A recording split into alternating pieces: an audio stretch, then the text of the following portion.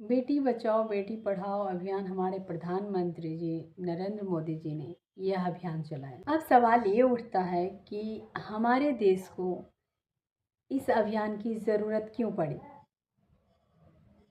ऐसा क्या हुआ जिसके कारण हमारे देश में बेटी बचाओ बेटी पढ़ाओ अभियान चलाना पड़ा? हमारे देश के कुछ लोगों की मानसिकता, कुछ लोगों की नहीं कह सकते, हमारे देश के बहुत सारे लोग ऐसे हैं जिनकी मानसिकता लड़कियों को लेकर बहुत ही घटिया स्तर का है और उन्हें ऐसे कृत्य करते हुए शर्म भी नहीं आती, जिसके कारण हमारे देश में भ्रूण हत्या बहुत ज़्यादा होता है। और उसका कारण ये है कि आज हमारे देश की लड़कियों की संख्या लड़कों की अपेक्षा कम हो गई है।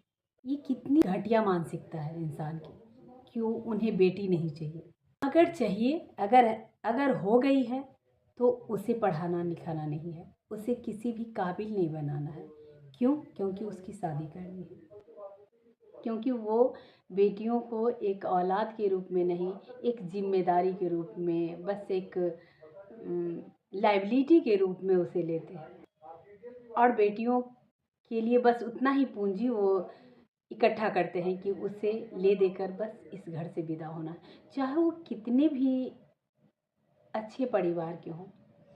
क्योंकि ये मानसिकता किसी घटिया लोगों की नहीं है कि आप कह सकते हैं कि कोई खराब इंसान है उसकी मानसिकता से। पढ़े लिखे समझदार लोग भी ऐसी मानसिकता के शिकार हैं जिन्हें बेटी नहीं चाहिए। बेटियों को बचाने और उन्हें पढ़ाने के लिए एक अलग मुहिम चलानी पड़ी हमारे देश के प्रधानमंत्री को। इसका प्रमुख कारण जो है, अगर आप इस पर गौर करेंगे और ध्यान से समझेंगे तो इसकी सबसे बड़ी कारण है हमारी ओछी मानसिकता। हमारे देश की, ऐसा नहीं कि पुरुषों की मानसिकता ही खराब है लड़कियों को लेकर, खुद औरतों की भी मानसिकता खराब है इस तरह की सोच को लेकर कि बेटी क्यों पैदा हो गई। अगर हमें अपने लड़कियों को इक्वल समझना हो, हमें उन्हें बराबर का दर्जा देना होगा, तभी हम इस मानसिकता से बाहर आ सकते हैं। क्योंकि एक ना एक दिन हमें उन लड़कियों की पूजा करनी ही पड़ती है। अगर लड़का चाहिए और कुछ दिन बाद हम बेटे की शादी जब करते हैं तो हमें लड़की तो चाहिए पर किसी और की, क्योंकि वहाँ से हम मोटा दहेज लेने की सोचते हैं।